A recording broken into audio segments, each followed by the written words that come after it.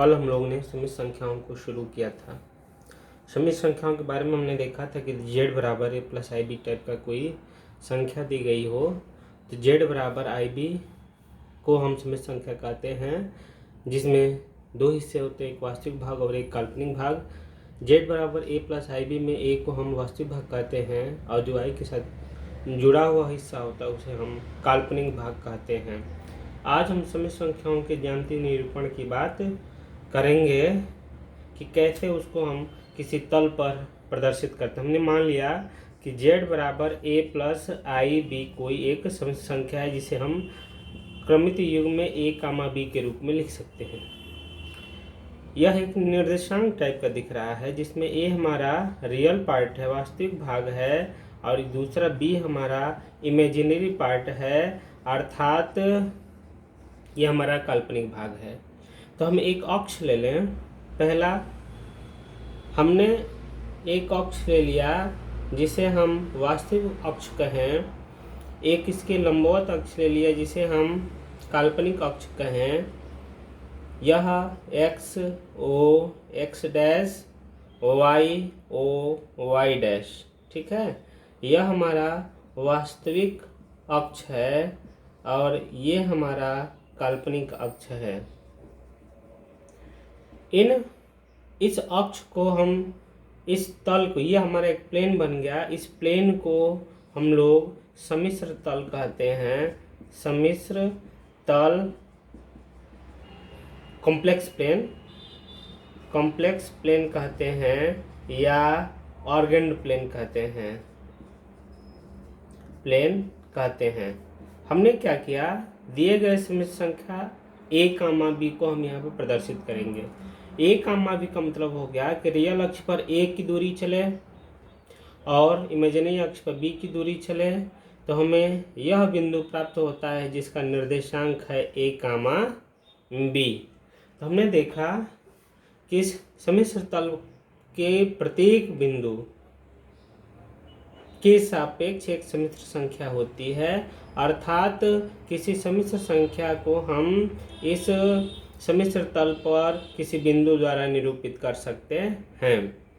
अब एक चीज़ और देखा जाए, हमने मान लिया कि यह बिंदु हमारा सम्मिश्र बिंदु हमारा P है। P, यदि हम मूल बिंदु 0,0 से इस P के बीच की दूरी को हम मिला दें तो यह दूरी मिली OP हमारी दूरी मिली। इस OP को ही बिंदु P जो एक सम्मिश्र बिंदु को निरूपित करता है उसकी मूल बिंदु से दूरी OP को हम इस सम्मिश्र संख्या Z का मापांक कहते हैं तथा इसे मॉड Z से प्रदर्शित किया जाता है, अर्थात यह दूरी हमारी हो गई मॉड Z। यदि हम यहाँ परपेंडिकुलर डाल दें, यह बिंदु a कामा b है तो यह दूरी a होगी और यह दूरी हमारी b होगी। यहाँ पर परपेंडिकुलर हम डाला तो यहाँ पर 90 अंश का कोण बनेगा। यदि ये त्रिभुज ले लें, त्रिभुज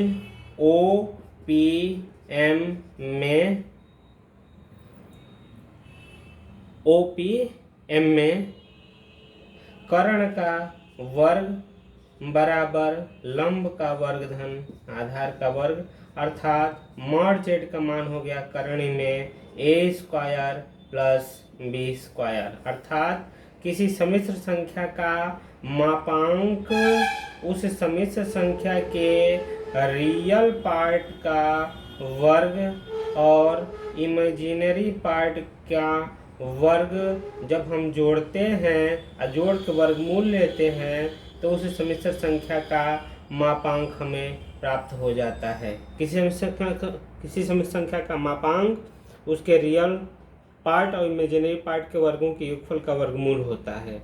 क्योंकि यह वर्गमूल प्लस माइनस दोनों भी हो सकता है, लेकिन यह मॉड हमने लिया है तो इसका वर्गमूल हम केवल पॉजिटिव लेंगे, अर्थात मॉड Z का मान हमेशा क्या होगा, धनात्मक रहेगा। एक चीज और देख लें, जब OP हमने ड्रॉ किया, यह हमारा वास्तविक अक्ष है। वास्तविक अक्ष से यह बना हुआ कोण यदि थीटा हो तो इस थीटा को जो सम्मिश्र बिंदु को मूल बिंदु से मिलाने वाली रेखा वास्तविक अक्ष से जो कोण बनाती है उस कोण को हम सम्मिश्र संख्या z का कोणांक कहते हैं। कोणांक को हम आर्गुमेंट कहते हैं, कहा जाता है। ठीक है। इस त्रिभुज में यदि हम tan थीटा का मान निकाल दें, यह त्रिभुज OPM में tan थीटा बराबर होता है लंब बटा आधार, अर्थात वह यह B है, B/A, अर्थात थीटा बराबर हो जाएगा tan इनवर्स B/A, अर्थात थीटा बराबर हो जाएगा tan inverse imaginary part of z upon real part of z। इस तरह से हम कह सकते हैं कि किसी सम्मिश्र संख्या का कोणांक उसके इमेजिनरी पार्ट और रियल पार्ट के अनुपात का tan इनवर्स होता है। tan इनवर्स का मतलब है कि कितने tan में कितने अंश का मान इतना होना चाहिए। यह हमने कोणांक निकालने का तरीका हमने देख लिया कि सम्मिश्र संख्याओं को जब हम ज्यामितीय निरूपित करते हैं तो दो चीज़ें हमें मिलती हैं। एक सम्मिश्र बिंदु की मूल बिंदु से दूरी, जिसे हम दिए गए सम्मिश्र संख्या का मापांक कहते हैं, उसे mod z से प्रदर्शित करते हैं। mod z बराबर होता है √a² + b², जहाँ a और b क्या है, उस सम्मिश्र संख्या के वास्तविक और काल्पनिक भाग के वर्गों को जोड़ करके हम वर्गमूल ले लेते हैं और यह वर्गमूल धनात्मक होना चाहिए। दूसरा, यह रेखा यह वास्तविक अक्ष अर्थात x अक्ष से थीटा कोण बनाती है, तो इस थीटा कोण को निकालने के लिए हमने tan थीटा बराबर B/A ले लिया, जहाँ से इस थीटा को अर्थात यह z का कोणांक हमें मिला, थीटा बराबर tan inverse imaginary z upon real part of z। इस तरह से हमने मापांक और कोणांक को देख लिया कि कैसे हम निकालते हैं। हम एक एग्जाम्पल लेकर के इस चीज़ को समझ सकते हैं कि हमने मान लिया कि z1 बराबर 1 प्लस करणी में 3i एक संख्या है, z2 बराबर -1 करणी में 3i दूसरी संख्या है, z3 बराबर -1 - √3i तीसरी संख्या है, और z4 बराबर 1 - √3i ये तीसरी संख्या है। हम इसका मापांक निकाल रहे हैं। mod z1 का मापांक के लिए हमने कहा है करणी में रियल पार्ट का वर्ग और धन इमेजिनरी पार्ट का वर्ग, अर्थात करणी में 3 का वर्ग करेंगे तो 3 आ जाएगा, यह आ जाएगा 4, अर्थात इसका मान आ जाएगा +2। z2 का हम निकाल दें इसी तरह से, z2 का √1 + 3, अर्थात यह भी आ जाएगा 2, z3 का भी आ जाएगा 1 + 3, अर्थात इसका मान भी 2, और z4 का मापांक भी आ गया करण में 1 + 3 बराबर 2, अर्थात इन सभी का मापांक बराबर आता है। अब हम कोणांक की बात कर लेते हैं। z1 का कोणांक यदि θ1 हो तो θ1 बराबर tan inverse imaginary part upon real part √3/1। tan कितने अंश का मान √3 होता है, यह होता है π/3 का मान। z2 का यदि कोणांक, यह हम कोणांक निकाल रहे हैं, यदि z2 का कोणांक θ2 हो तो θ2 बराबर tan inverse imaginary part upon में रियल पार्ट, यह हो जाएगा tan इनवर्स -√3। tan कितने अंश का मान माइनस होता है, माइनस करने में 3 होता है, तो यह हो जाएगा 120 अंश का मान हो जाएगा 120 अंश, अर्थात 2π/3 देख लेते हैं। 180 - theta, tan 180 - theta, tan 180 - 60, tan 60 बराबर होता है माइनस, ये तो दूसरे में आ जाएगा, दूसरे में tan माइनस आता है तो माइनस tan 60 होगा, अर्थात -√3 होगा। ठीक, इसके बाद तीसरा थीटा की बात हम लोग कर लेते हैं। तीसरे के कोणांक की बात करें, tan इनवर्स -√3/-1, अर्थात यह हो जाएगा tan inverse √3।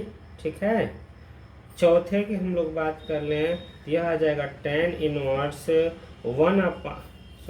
Minus under root 3/1, अर्थात यह आ जाएगा tan inverse minus under root 3। यह देखें, यह टेन इनवर्स प्लस में अंडर रूट 3 इसमें भी मिल रहा है और इसमें भी मिल रहा है। यदि हम इन चारों बिंदुओं को प्लॉट करेंगे तो Z1 हमारा पहले चतुर्थांश में होगा, Z2 हमारे दूसरे चतुर्थांश में है, Z3 हमारे तीसरे में है और Z4 हमारा चौथे में है। Z1 में तो ठीक है, कोण हमारा जो मिल रहा है वो सही मिल रहा है। Z2 में जो कोण हमारा मिलेगा वह कोण हमारा 90 से और 180 अंश के बीच मिलना चाहिए, तो ये भी सही मिल रहा है, ये भी सही मिल रहा है। पहला वाला 0 से 90 के बीच मिलना चाहिए। तीसरा जो कोणांक हमारा होगा ऐसे, वह 180 से और 270 के बीच में मिलना चाहिए था। लेकिन जब हम टेन इनवर्स अंडर रूट 3 को हम π/3 लिख देंगे तो यह π/3 हमारा केवल पहले चतुर्थांश में आ जाएगा। तो हम इसका कोणांक निकालने के लिए इसका चतुर्थांश भी हम देखते हैं कि कोण हमें किस चतुर्थांश में लेना है। टेन इनवर्स अंडर रूट 3 यहाँ दिया हुआ है, अंडर रूट 3 हमें लेना है तीसरे चतुर्थांश में, कोण लेना है तीसरे में। तो तीसरे में हम क्या करते हैं, इसको हम लिख देते हैं पाई प्लस π/3, अर्थात 180 प्लस 60 अर्थात 240 डिग्री हो जाएगा और इसका मान हो जाएगा 4π/3। चौथा जो हम कोण लेंगे θ4, उसका मान -√3 आ रहा है tan में, और दूसरे में भी आया था tan में -√3। यह यहाँ से देखेंगे तो दोनों सेम होगा, इसलिए हम यहाँ ना देख करके यहाँ देखेंगे कि यह चतुर्थांश किस चतुर्थांश में हमारा संख्या आ रहा है। चौथे में आ रहा है तो कोण भी हम चौथे में लेंगे। चौथे में हम क्या करेंगे, 2π में से π/3 हम घटा देंगे, यह हो जाएगा 5π/3। यह दिए गए सभी संख्याओं का कोणांक निकला। हम कोणांक निकाल रहे हैं तो हम कैसे जान रहे हैं कि यही मान होगा,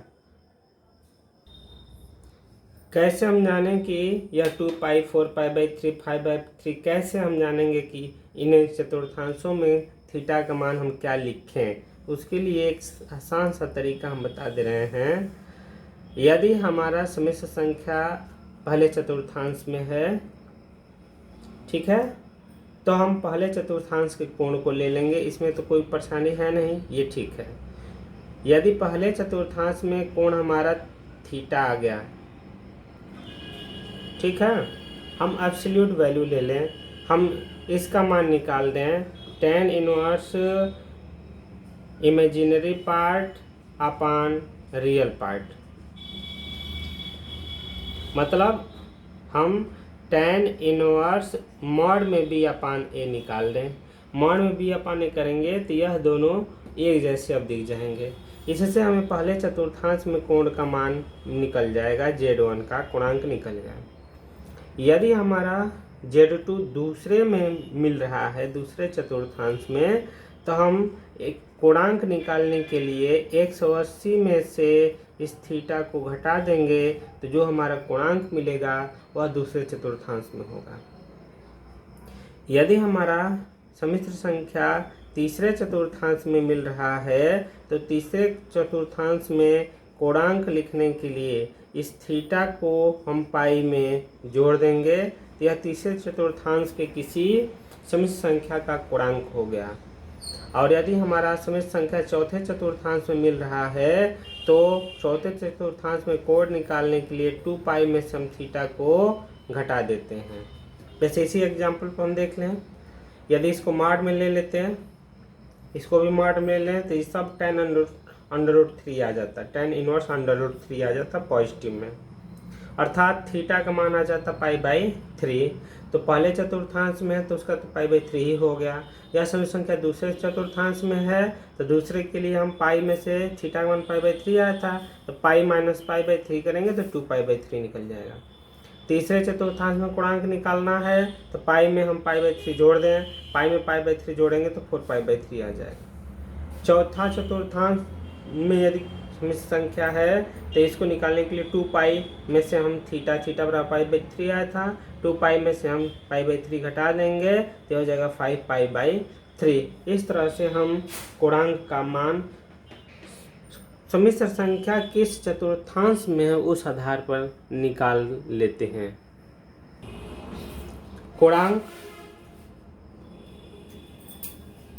गुणांक जैसे हमने कहा कि थीटा बराबर आ गया tan इनवर्स √3। तो थीटा के कई मान होते हैं जो करने में 3 वैल्यू देते हैं। जैसे एक ले लिया हमने π/3, दूसरा ले लिया 5π/3, इसमें हम 2π जोड़ेंगे तो इसके आगे मिलेगा, इसमें 2π + π/3 कर दें, 2π + 5π/3 कर दें, या 4π + π/3 कर दें, या 4π + 5π/3 कर दें। इन सब का मान भी करने में 3 आता है। इन कोणों का मान भी tan के साथ √3 आता है। इतने सारे गुणांकों के मान में हम यदि किसी थीटा का मान -π से लेकर के और पाई के बीच में लेते हैं, अर्थात 180 डिग्री निगेटिव से लेकर के और 180 डिग्री पॉजिटिव के बीच में जब हम इस गुणांक का मान लेते हैं तो इस गुणांक के मान को हम गुणांक का मुख्य मान या प्रिंसिपल वैल्यू कहते हैं। गुणांक का मुख्य मान अर्थात थीटा का वह मान जो -180 से +180 के बीच होता है। -180 से +180 का क्या मतलब हुआ, ये यहाँ ये 0 होता है, ये π/2 होता है, ये पाई होता है, तो यह हो गया 0 से पाई। ठीक है, यदि हम क्लॉकवाइज डायरेक्शन में यहीं से चले 0 से तो 0 से यह हो गया -π, यह -π होगा, अर्थात ये +π होगा। इसका मतलब है कि हम एक बार ऊपर से जा रहे हैं और एक बार नीचे से जा रहे हैं। हम पाई के आगे नहीं बढ़ रहे हैं, हम यहाँ से इधर की तरफ हम जा रहे हैं। ये हमारा पहला चतुर्थांश है, ये हमारा दूसरा चतुर्थांश है, ये हमारा तीसरा चतुर्थांश है और ये हमारा चौथा चतुर्थांश है। मुख्य मान निकालने के लिए, थीटा का मुख्य मान निकालने के लिए यदि हमारा सम्मिश्र संख्या a + i दिया हो तो हमने कहा था थीटा बराबर होता है tan इनवर्स b/a। इसको हम b/a को पॉजिटिव लेकर के इस थीटा का मान निकाल दें और इसको मान लें कि यह हमारा अल्फ़ा है। अल्फ़ा हम इसलिए कह रहे हैं कि यह अल्फ़ा हमारा पहले चतुर्थांश में हो, अर्थात 0 से π/2 के बीच में यह अल्फ़ा हो। हम जानते हैं कि सभी कोणों का जो मान है किसी भी चतुर्थांश में होते हैं उसका मान 0 से π/2 के ही मान पर निर्भर होता है। तो हम 0 से π/2 के बीच में किसी कोण को हमने निकाल दिया जो a + ib के एब्सोल्यूट वैल्यू से हमें मिल रहा है, पॉजिटिव वैल्यू से मिल रहा है। इस कोण को हमने अल्फ़ा कह दिया। अब आते हैं गुणांक के मुख्य मान क्या। पहला हम ये देखेंगे कि यदि हमारा सम्मिश्र संख्या, जो हमारी सम्मिश्र संख्या है, सम्मिश्र संख्या यदि पहले चतुर्थांश में हो तो गुणांक का मुख्य मान यह अल्फ़ा ही रह जाएगा, अर्थात ये जो हमने निकाला है यही गुणांक का मुख्य मान हो जाएगा। कब? यदि हमारी सम्मिश्र संख्या पहले चतुर्थांश में होगी तो। दूसरा हमारा है कि यदि सम्मिश्र संख्या हमारे दूसरे चतुर्थांश में मिलती है तो जो गुणांक का मुख्य मान होगा वह पाई माइनस अल्फ़ा होगा। अब हमने कहा था कि दूसरे चतुर्थांश में कोण लेना है तो 180 में से इस अल्फ़ा को घटा देते हैं, तो यह गुणांक का मुख्य मान यदि दूसरे चतुर्थांश में हमें लेना है तो पाई माइनस अल्फ़ा हो जाएगा।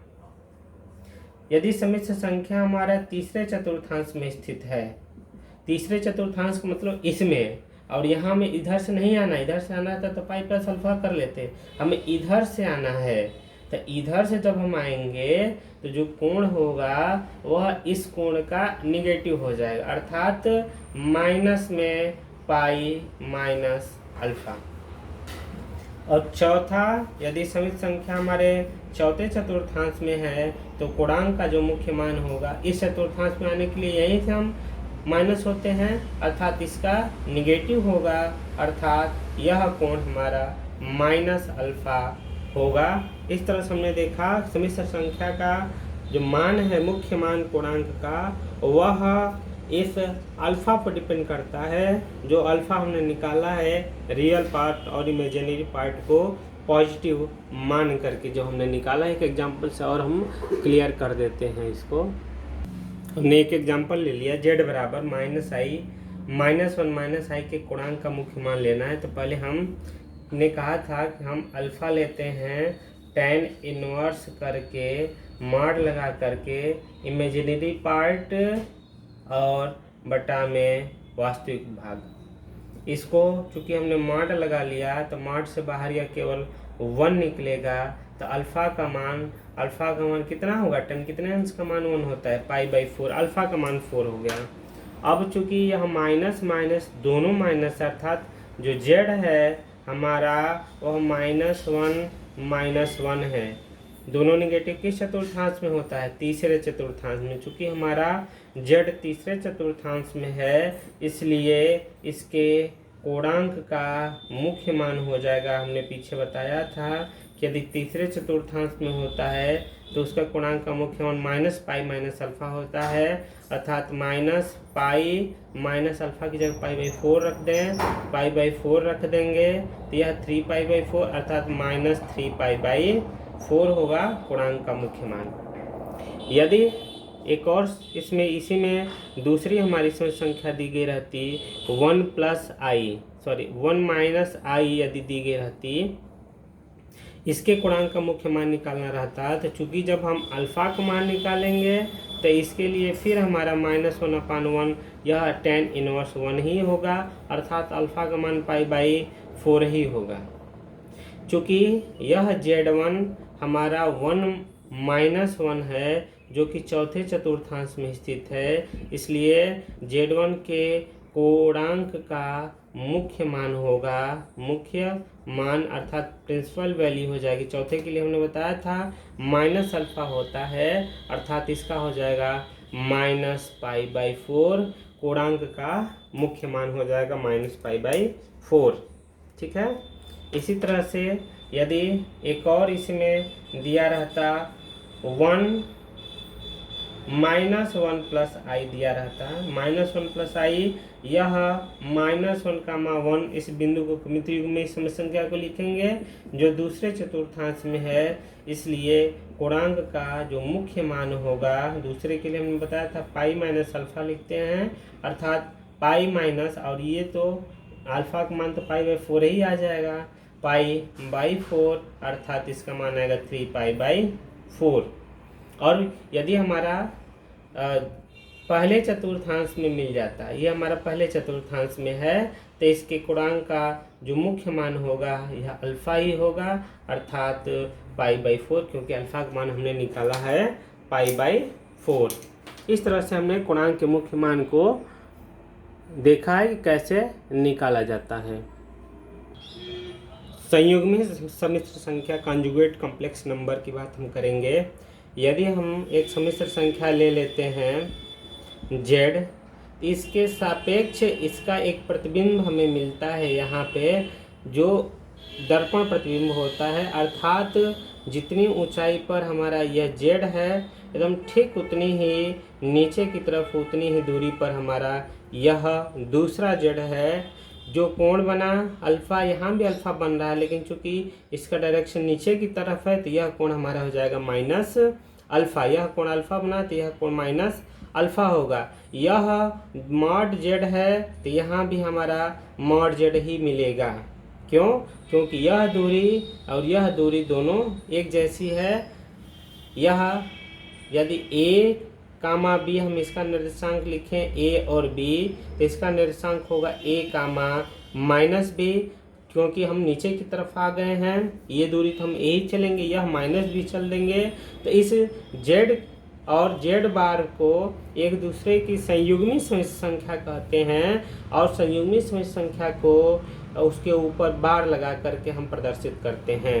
अर्थात z बराबर a प्लस आई बी कोई समिश्र संख्या है z बराबर a प्लस आई बी, तो उसका संयुग्मी होता है a माइनस आई बी। अर्थात हम क्या किए हैं कि i के गुणांक का हम चिन्ह बदल देंगे।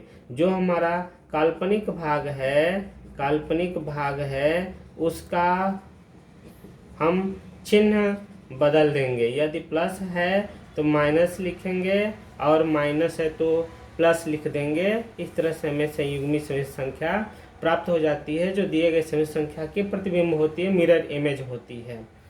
यदि कोई समिश्र संख्या z1 बराबर -1 प्लस √3i हो, तो z1 का जो बार होगा, बार का मतलब इसका संयुग्मी यह होगा माइनस, हमने कहा था i के गुणांक का बस चिन्ह बदल देना है।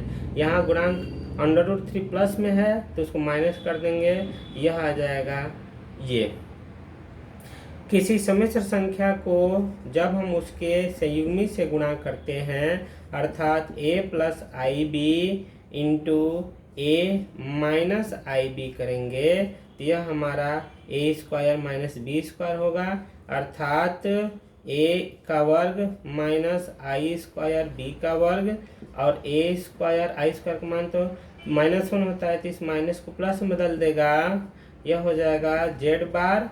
और यह किसकी वैल्यू अभी हम बताए थे, लिखे थे, इसका मतलब है कि z इंटू जेड बार का गुणनफल उसके मापांक के वर्ग के बराबर होता है। मतलब किसी समिश्र संख्या में उसके संयुग्मी का गुणा कर देंगे तो यह गुणनफल उसके मापांक के वर्ग के बराबर हमें प्राप्त हो जाता है। एक क्वेश्चन ले लें। यदि z बराबर x प्लस आई वाई दिया है और इस तरह से दिया है कि मॉड में z-1 बराबर मॉड में z+1, अर्थात समिश्र संख्या z-1 का मापांक समिश्र संख्या z+1 के मापांक के बराबर है, तो दिखाना है कि मॉड z का मान y के बराबर होगा। हम क्या करेंगे, इसी में z की वैल्यू पुट कर देंगे। जब z की वैल्यू पुट करेंगे तो यह हो जाएगा x प्लस आई वाई -1 का मापांक, यहाँ होगा x प्लस आई वाई प्लस 1 का मापांक। यह दोनों बिना i वाले हैं तो इनको हम एक साथ ले लें, i इंटू वाई का मापांक। यहाँ भी यह बिना i वाले हैं तो इनको हम एक साथ ले लें, प्लस i इंटू वाई। अब हम इनका मापांक, यह एक समिश्र संख्या हो गई, इसका मापांक होता है रियल पार्ट का वर्ग धन इमेजिनरी पार्ट का वर्ग, ऐसे हम करणी में कर लेंगे। यहाँ भी मापांक होगा x प्लस 1 का whole square plus y square. यदि हम वर्ग कर दे दोनों पक्षों का, वर्ग करने पर यह करणी हट जाएगी, मिलेगा x माइनस 1 का whole square plus y square बराबर x प्लस 1 का whole square plus y square. इसका मतलब क्या हुआ, इसको हम ये तोड़ दें, वाई स्क्वायर तो वाई स्क्वायर खत्म होगा ही, इसको हम तोड़ देते हैं या इसको उधर हम लेके चले जाएं, तो यह हो जाएगा x प्लस 1 का whole square minus x minus 1 का होल स्क्वायर बराबर 0। इसको हम सॉल्व करेंगे तो आ जाएगा 4x बराबर 0, अर्थात x बराबर क्या निकल गया, 0। जब x बराबर 0 निकल गया, हमको मॉड z का मान निकालना है। z का रियल पार्ट x है, इमेजिनरी पार्ट y है, तो मॉड z बराबर होगा करणी में रियल पार्ट का वर्ग अर्थात x स्क्वायर और धन इमेजिनरी पार्ट का वर्ग y स्क्वायर। यह अंडर रूट में हमने लिख दिया, अंडर रूट x का मान हमने 0 निकाल दिया, तो 0 प्लस वाई स्क्वायर, अर्थात इसका मान आ गया, किसका मान, मॉड z का मान हो गया y। और इस तरह से हमने यह क्वेश्चन सिद्ध कर दिया।